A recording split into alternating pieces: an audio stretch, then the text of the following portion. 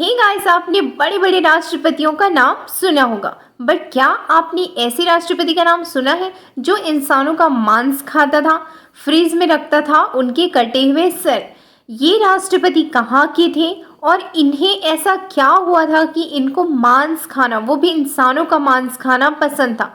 चलिए जानते हैं पूरे डिटेल से। दुनिया में कई क्रूर शासक रह चुके हैं, लेकिन एक शख्स ऐसा भी था जिसे लोग इंसान नहीं मानते थे।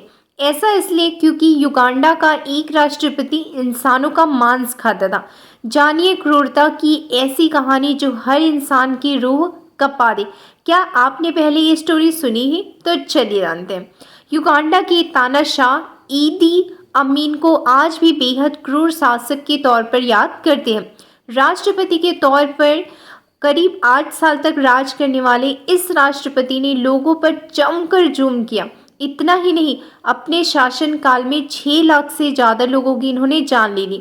हर खूबसूरत लड़की को इसने अपनी हवस का शिकार बनाया था। वहीं ये लोगों की हत्या के लिए हथियारों का इस्तेमाल नहीं करता था।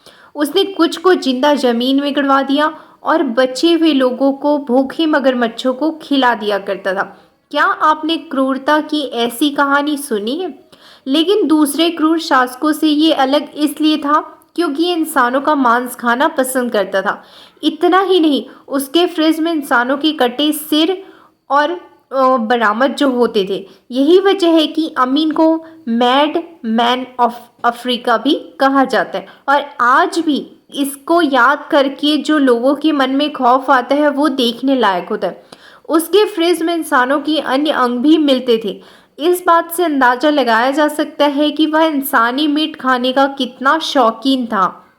लोग बताते हैं कि वो इतना खतरनाक दिखता भी था और वैसा उसका मिजाज भी था।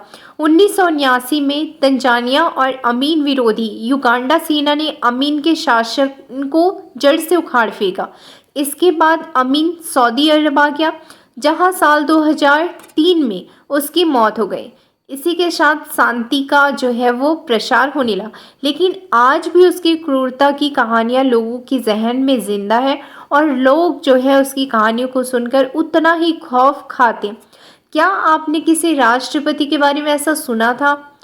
आप हमें कमेंट्स में ज़रूर बताइएगा। इसकी कहानी आपको कैसी लगी ये भी हमको कमेंट्स में ज़रूर बताइए।